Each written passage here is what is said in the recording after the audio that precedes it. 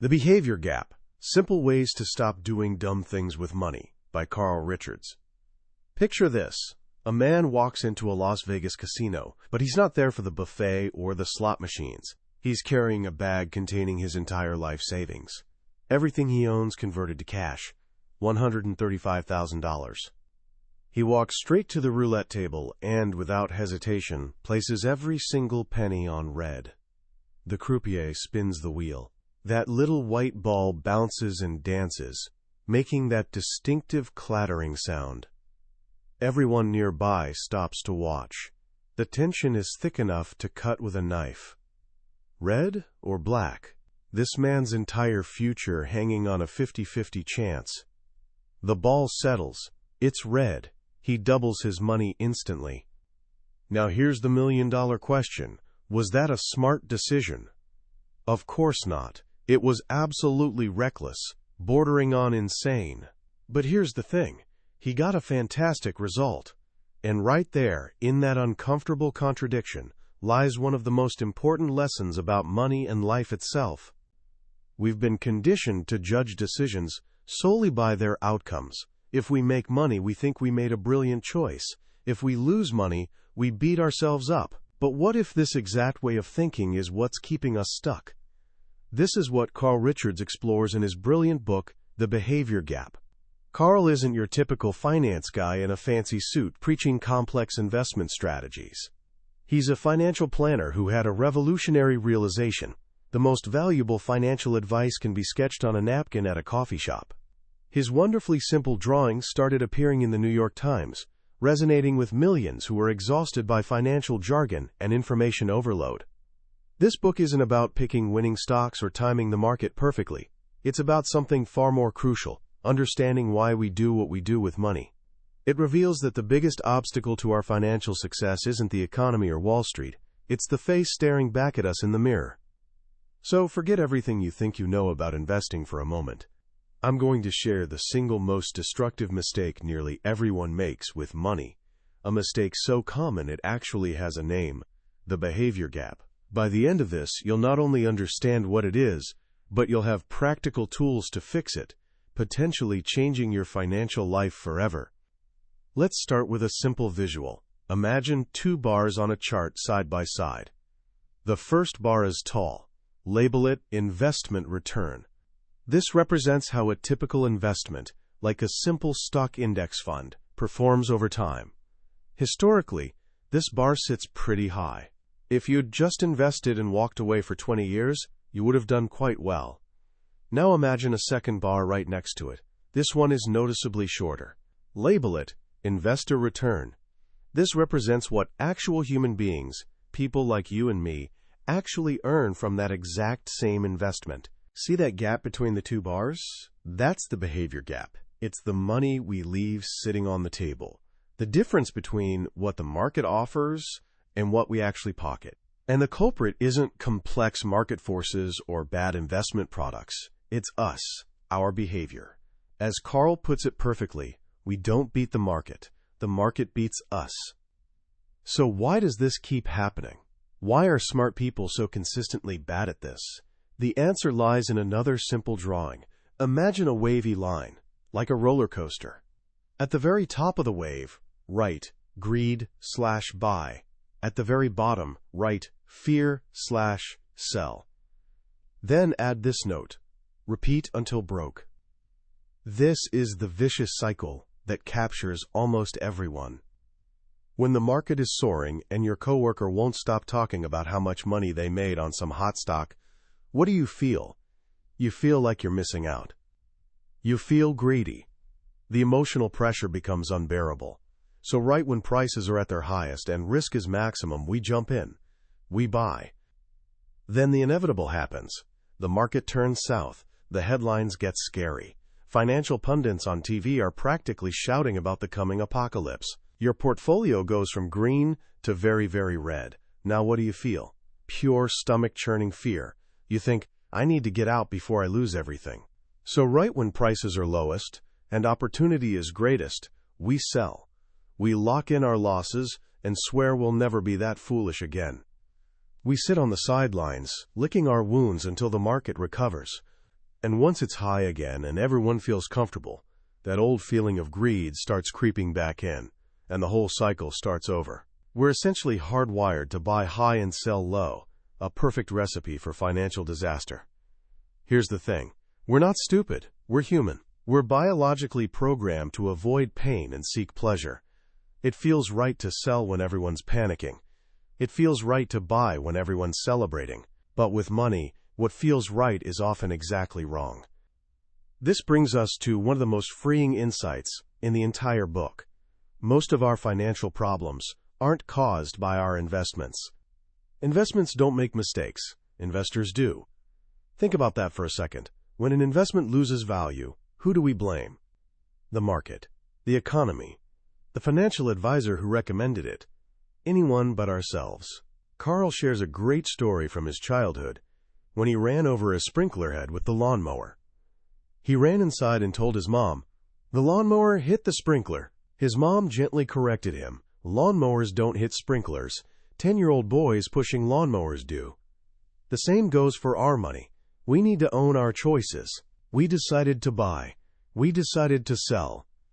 Our behavior is the one element in this entire equation we can actually control. The market will do its thing. The economy will fluctuate. But our actions, those are entirely up to us. So if our behavior is the problem, what's the solution?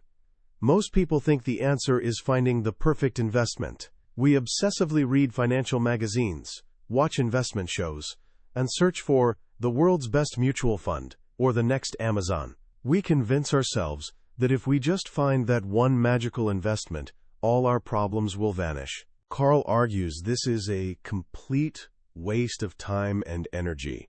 He compares it to a patient his doctor friend once told him about. This patient was a heavy smoker with dangerously high blood pressure. But instead of quitting smoking, the one change that would dramatically improve his health, he spent every appointment endlessly debating the tiny differences between various blood pressure medications. He was obsessing over minor details while ignoring the elephant in the room. We do the exact same thing with money. We'll spend hours researching savings accounts to earn an extra $50 a year in interest while carrying $5,000 in credit card debt at 18%. We're so focused on finding the perfect investment that we ignore the smoking in our financial lives, like having no emergency fund, being underinsured, or simply spending more than we earn. Here's the truth. There's no such thing as the universally best investment. The right investment for you depends entirely on your unique life situation, your specific goals, and your personal values. What works brilliantly for your neighbor might be a disaster for you. Financial planning at its core is really life planning. It's about figuring out what you truly want from life, not what portfolio returns you're chasing, but what actually makes you happy, and then using money as a tool to help you get there. This connects to one of Carl's own stories about his 4 pairs of skis. He lives in Park City, Utah, a skier's paradise. Over the years, he'd accumulated 4 different pairs of skis, each supposedly perfect for specific snow conditions. One for powder days, one for icy slopes, one for backcountry, and so on. One morning, a friend showed up to take him skiing. Carl ran to the garage to grab his skis and completely froze. He was paralyzed by choice. Which pair was right for today's conditions? While he stood there overthinking it, his friend was honking impatiently, the sun was rising, and the perfect morning snow was getting soft. In that moment of ridiculous paralysis, something clicked. The skis he'd collected to be prepared for every situation were actually preventing him from doing the one thing he loved: skiing. That day, he got rid of 3 pairs. He kept just one. His favorite, the one that wasn't perfect for every condition but was good enough for most, and ideal for the type of skiing he enjoyed most. Now he just grabs his skis and goes. This is a powerful metaphor for our financial lives. We think we need some incredibly complex portfolio with a different investment for every possible scenario. We build elaborate plans based on stacks of assumptions about the future, what inflation will be, what the market will do, when we'll retire, and on and on. But here's Carl's blunt assessment. Plans are worthless. Now, the process of planning, that's incredibly valuable, but the actual printed plan itself, it's fiction. Why? Because life is unpredictable. One phone call can change everything. You get promoted, you lose your job, you have a baby, you get divorced.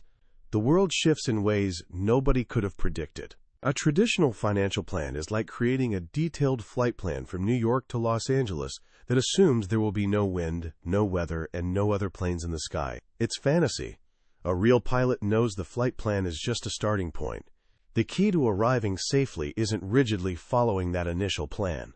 It's making constant small course corrections in response to actual conditions. That's exactly how we should approach our finances.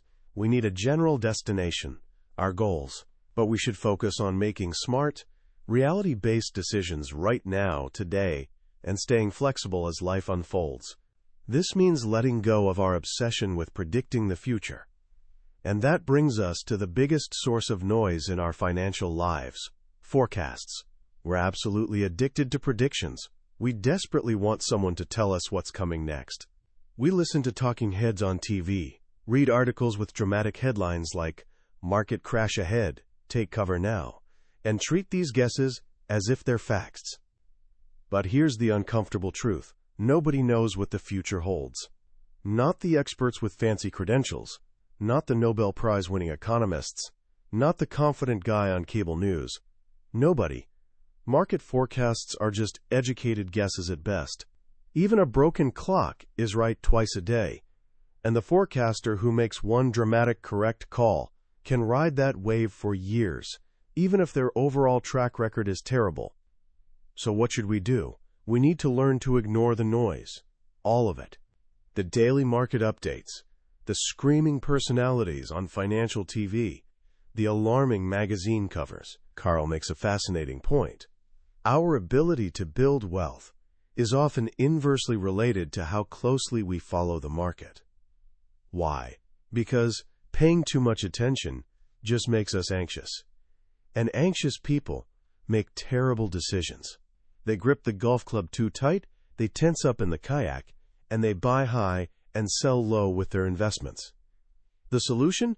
Go on a media fast. Turn it all off. Stop checking your portfolio balance every single day. Free your mind from the constant avalanche of information that doesn't actually matter and isn't actionable anyway. Focus instead on the two things that truly matter and that you can actually control: what your goals are and how you behave. To do this effectively, we need to have honest conversations, especially with the people we love. Money is one of the hardest topics to discuss. It's often wrapped up in deeper issues like fear, security, freedom, and control. A conversation that appears to be about remodeling the kitchen might not really be about the kitchen at all. When your partner mentions that their friend just got a beautiful new kitchen, your brain might immediately jump to the cost. We can't afford that. But maybe they're not asking for a remodel. Maybe they're just sharing something they found beautiful, making a simple observation about life. We all bring baggage to money conversations. We have different backgrounds, different fears, different definitions of what security even means. One person might feel safe only when the mortgage is completely paid off, while their partner believes investing in the stock market is the real path to financial security.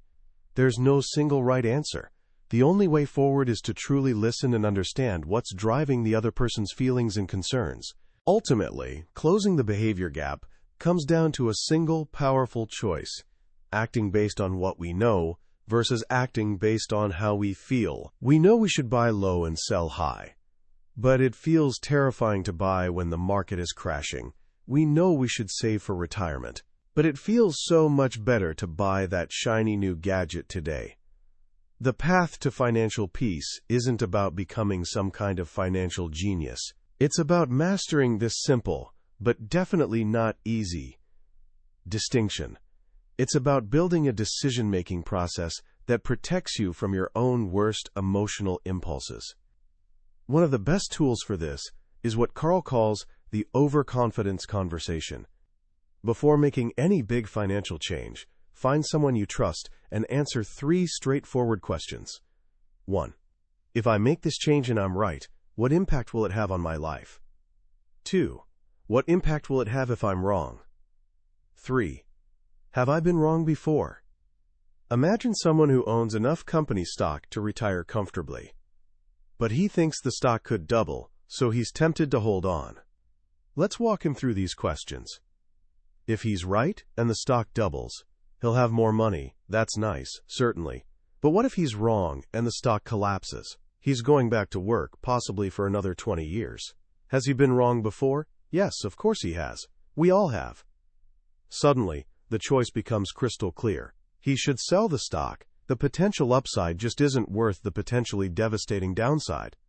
This is what it means to be a real investor. It's not about being a hero who picks the next hot tech stock.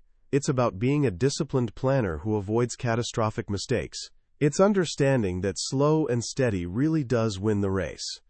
The secret to financial success isn't actually a secret. It's honestly kind of boring. Spend less than you earn. Save for emergencies. Pay down high-interest debt. Have a simple, sensible plan you can stick with, through both good times and bad. As the book's final chapter says, it's simple, but not easy. The concepts are simple to understand, but they're not always easy to execute, because they require us to fight against our deepest human instincts. But the reward isn't just a bigger bank account.